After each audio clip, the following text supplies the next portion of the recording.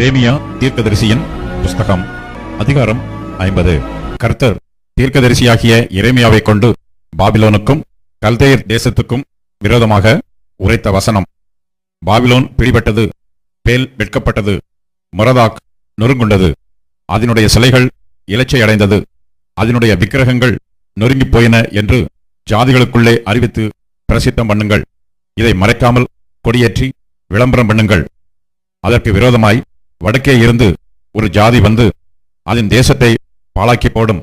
அதிலே குடியிருப்பார் இல்லை, மனுஷரோட மிருகங்களும் ஓடிப்போய்விடும். அந்நாட்களிலும் அக்காலத்திலும் இஸ்ரவேல் புத்திரர் வருவார்கள். அவர்களும் யூதா புத்திரரும் ஏகமாய் அழுது நடந்து வந்து தங்கள் தேவனாகிய கர்த்தரை தேடுவார்கள் என்று கர்த்தர் சொல்கிறார். மறக்கப்படாத நித்திய உடன்படிக்கையினால் நாம் கர்த்தரை சேர்ந்து கொள்வோம் வாருங்கள் என்று சீயோனுக்கு நேராய் முகங்களை திருப்பி சீயோனுக்கு போகிற வழி எதுவென்று கேட்டு விசாரிப்பார்கள். என் ஜனங்கள் காணாமற் போன ஆடுகள், அவர்களுடைய மேய்ப்பர்கள் அவர்களை சிதற் பண்ணி பர்வதங்களில் அலையவிட்டார்கள். ஒரு மலையிலிருந்து மறுமலைக்கு போனார்கள், தங்கள் தொழுவத்தை மறந்துவிட்டார்கள். அவர்களை கண்டுபிடித்தவர்கள் எல்லாரும் அவர்களை பட்சித்தார்கள். அவர்களுடைய சத்துருக்கள் எங்கள் மேல் குற்றமில்லை, அவர்கள் நீதியின் வாசஸ்தலத்திலே கர்த்தருக்கு விரோதமாக தங்கள் பிதாக்கள் நம்பின கர்த்தருக்கு விரோதமாகவே பாவம் செய்தார்கள் என்றார்கள். பாபிலோனின் நடுவிலிருந்தோடி கல்தேயரின் தேசத்தை விட்டு புறப்பட்டு மந்தையின் முன் நடக்கும் கடாக்களைப் போல் இருங்கள். இதோ நான் பாபிலோனுக்கு விரோதமாக வடதேசத்தில் இருக்கும் பெரிய ஜாதிகளின் கூட்டத்தை எழுப்பி அதை வரப்பண்ணுவேன். அவர்கள் அதற்கு விரோதமாக ஆயத்தம் பண்ணுவார்கள். அங்கே இருந்து வருகிறவர்களால் அது பிடிக்கப்படும். அவர்களுடைய அம்புகள் சாமர்த்தியமுள்ள பராக்கிரமசாலியின் அம்புகளைப் போல் இருக்கும். அவைகள் விருதாவாய் திரும்புவதில்லை. கல்தேயா கொள்ளையாகும், அதை கொள்ளையிடுகிறவர்கள் எல்லாரும் பரிபூரணம் அடைவார்கள் என்று கர்த்தர் சொல்லுகிறார். என் சுதந்திரத்தை கொள்ளையிட்ட நீங்கள் சந்தோஷித்தீர்களே, களி கூர்ந்தீர்களே. புல் மேய்ந்து கொளுத்த கடாரியைப் போல் பூரித்து வலிய ரிஷபம் போல் முக்காரம் போடுகிறீர்களே. உங்கள் தாய் மிகவும் வெட்டி உங்களை பெற்றவள் நாணமடைவாள். இதோ அவள் ஜாதிகளுக்குள்ளே கடைசியாவதுமன்றி வனாந்தரமும் வறட்சியும் அந்த வெளியும் ஆவாள். கர்த்தரின் கோபத்தினாலே அது குடியேற்றதும் பெரும் பாழுமாயிருக்கும். பாபிலோனை கடந்து போகிற எவனும் அதன் எல்லா வாதைகளின் நிமித்தமும் பிரமித்து ஈசல் போடுவான். நீங்கள் எல்லாரும் பாபிலோனுக்கு விரோதமாய் சுற்றிலும் அணிவகுத்து நின்று வில்லை நாணேற்றி அதன் மேல் அம்புகளை எய்யுங்கள். அம்புச் செலவை பாராதேயுங்கள். அது கர்த்தருக்கு விரோதமாய் பாவம் செய்தது. அதற்கு விரோதமாய் சுற்றிலும் ஆர்ப்பரியுங்கள். அது தன்னை கையளித்தது, அதன் அஸ்திவாரங்கள் விழுந்தது, அதன் மதில்கள் இடிக்கப்பட்டது. இது கர்த்தர் வாங்கும் பழி, அதனிடத்தில் பழி வாங்குங்கள். அது செய்தது போலவே நீங்களும் அதற்கு செய்யுங்கள். விதை விதைக்கிறவனையும் அற்பு காலத்தில் அறிவாளை பிடிக்கிறவனையும் பாபிலோனில் இராதபடி சங்காரம் பண்ணுங்கள். கொல்லுகிற பட்டயத்துக்கு தப்ப அவரவர் தங்கள் ஜனத்தண்டைக்கு திரும்பிக் கொண்டு அவரவர் தங்கள் தேசத்துக்கு ஓடிப்போவார்கள். இஸ்ரவேல் திரிப்பட்டு போன ஆடு, சிங்கங்கள் அதை துரத்தின. முதலில் சீரியா ராஜா அதை பட்சித்தான். கடைசியில் பாபிலோன் ராஜாவாகிய இந்த நேபுகாத் நேச்சார் அதன் எலும்புகளை முறித்தான்.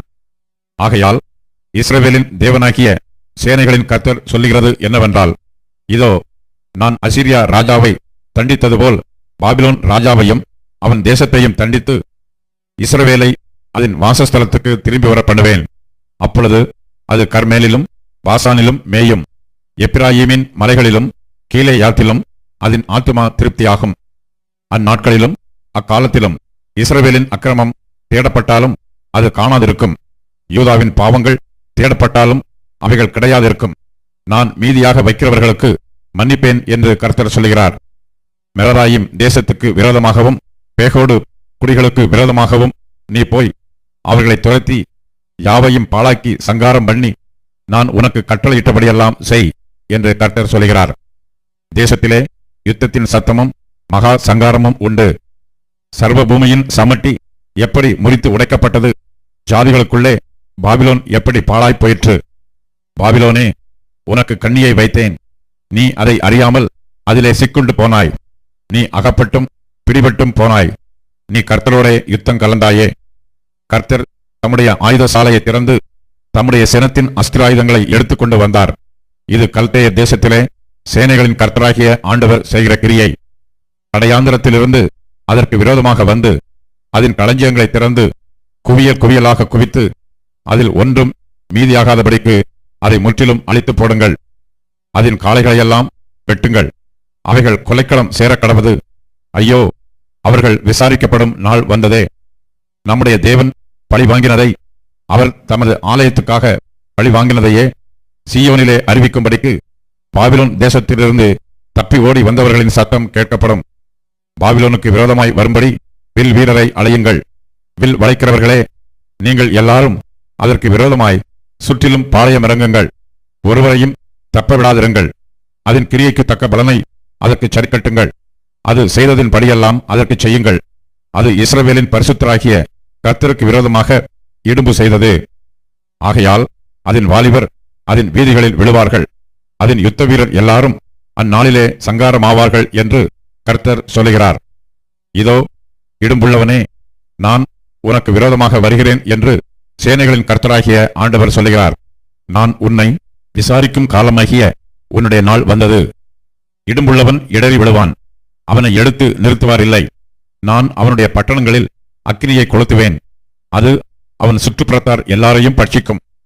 சேனைகளின் கர்த்தர் சொல்லுகிறது என்னவென்றால், இஸ்ரவேல் புத்திரரும் யூதா புத்திரரும் ஏகமாய் ஒடுங்குண்டார்கள். அவர்களை சிறையாக்கின யாவரும் அவர்களை விடமாட்டோம் என்று கெட்டியாய் பிடித்துக் கொண்டார்கள். அவர்களுடைய மீட்பரோவெனில் வல்லமையுள்ளவர். சேனைகளின் கர்த்தர் என்பது அவருடைய நாமம். தேசத்தை இளைப்பாற பண்ணுவதற்கும் பாபிலோன் குடிகளை தத்தளிக்க பண்ணுவதற்கும் அவர்களுடைய வழக்கை அவர் நடத்துவார். பட்டயம் கல்தேயர் மேலும் பாபிலோன் குடிகள் மேலும் அதனுடைய பிரபுக்கள் மேலும் அதனுடைய ஞானிகள் மேலும் வரும் என்று கர்த்தர் சொல்லுகிறார். பட்டயம் பொய்களை பிணைக்கிறவர்கள் மேலும் வரும், அவர்கள் பைத்தியக்காரர் ஆவார்கள்.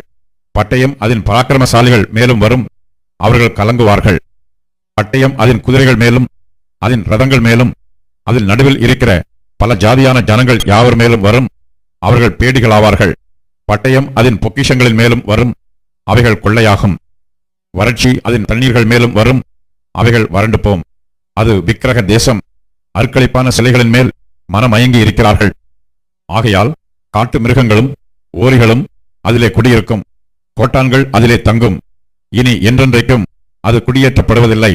தலைமுறை தலைமுறையாக ஒருவரும் அதில் சஞ்சரிப்பதும் இல்லை. தேவன் சோதோமையும் கொமோராவையும் அதன் சுற்றுப்புறங்களையும் கவிழ்த்து போட்டது போல இதையும் கவிழ்த்து போடுவேன் என்று கர்த்தர் சொல்கிறார். ஒருவரும் அதில் குடியிருப்பதில்லை, ஒரு மனுபுத்திரனும் அதில் தங்குவதுமில்லை. இதோ, வடக்கே இருந்து ஒரு ஜனமும் பெரிய ஜாதியும் வரும். பூமியின் எல்லைகளிலிருந்து பலத்த ராஜாக்கள் எழும்புவார்கள். அவர்கள் வில்லும் வேலும் பிடித்து வருவார்கள். அவர்கள் இரக்கமில்லாத கொடியர். அவர்கள் இரைச்சல் சமுத்திர இரைச்சல் போல் இருக்கும். பாபிலோன் குமாரத்தியே, அவர்கள் உனக்கு விரோதமாக யுத்தத்துக்கு ஆயத்தப்பட்ட ஆட்களாய் குதிரைகளின் மேல் ஏறி வருவார்கள். அவர்கள் வருகிற செய்தியை பாபிலோன் ராஜா கேட்கையில் அவன் கைகள் தளரும். இடுக்கமும் பிரசவ வேதனைப்படுகிறவர்களுக்கு உண்டாகும் வேதனையைப் போன்ற வேதனையும் அவனை பிடிக்கும்.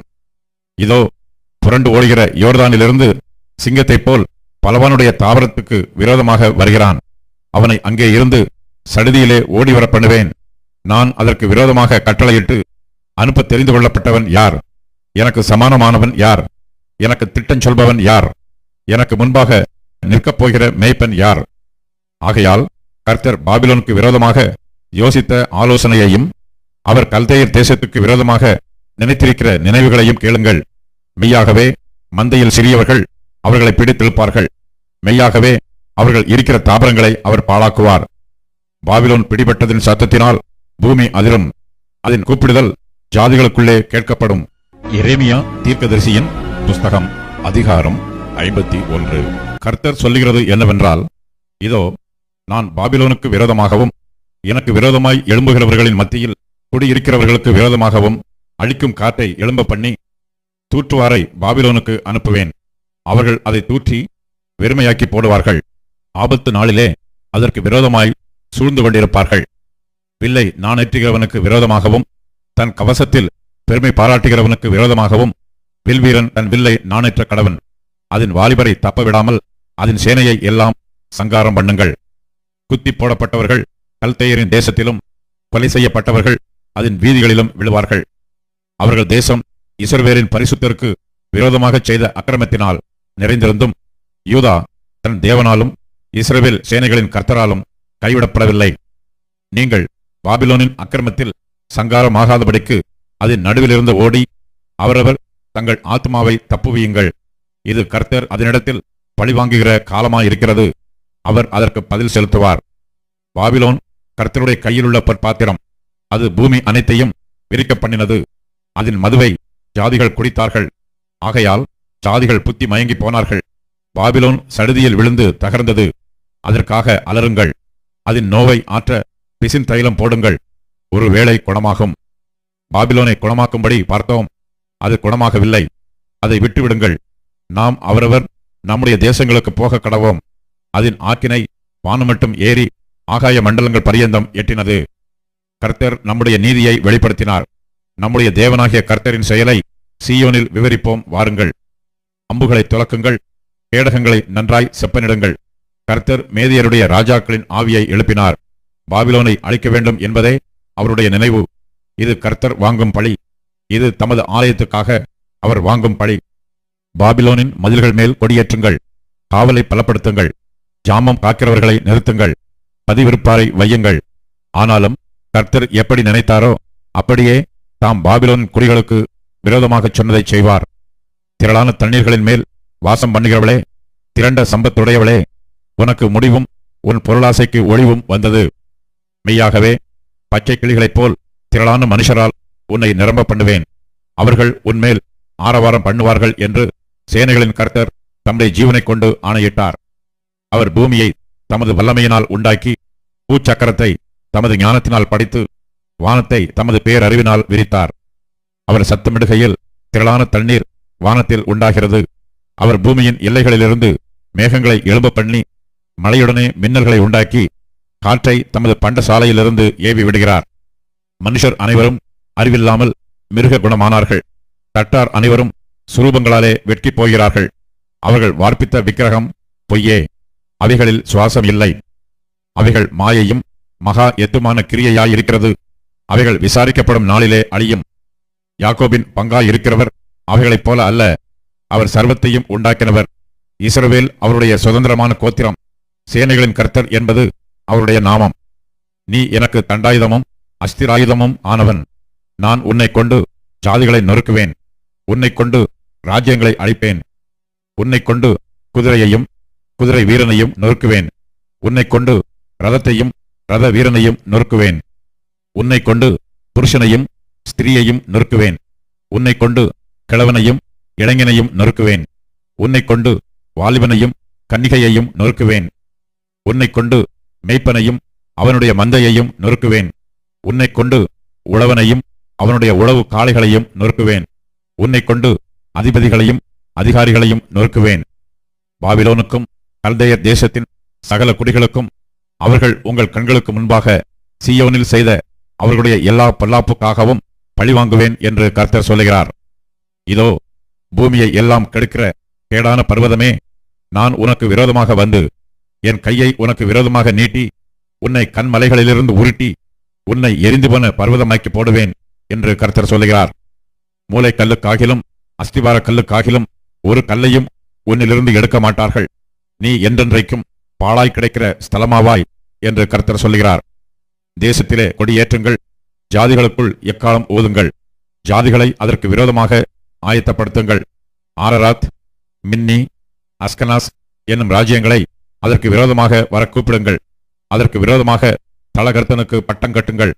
சுனையுள்ள வெட்டுக்கிளிகள் போன்ற குதிரைகளை வரப்பண்ணுங்கள். மேதியா தேசத்தின் ராஜாக்களும் அதன் தலைவரும் அதன் சகல அதிகாரிகளும் அவரவருடைய ராஜ்யபாரத்துக்கு கீழான சகல தேசத்தாருமாகிய ஜாதிகளை அதற்கு விரோதமாக ஆயத்தப்படுத்துங்கள். அப்பொழுது தேசம் அதிர்ந்து வேதனைப்படும். பாபிலோன் தேசத்தை குடியில்லாதபடி பாழாக்க பாபிலோனுக்கு விரோதமாய் கர்த்தர் நினைத்தவைகள் நிலைக்கும்.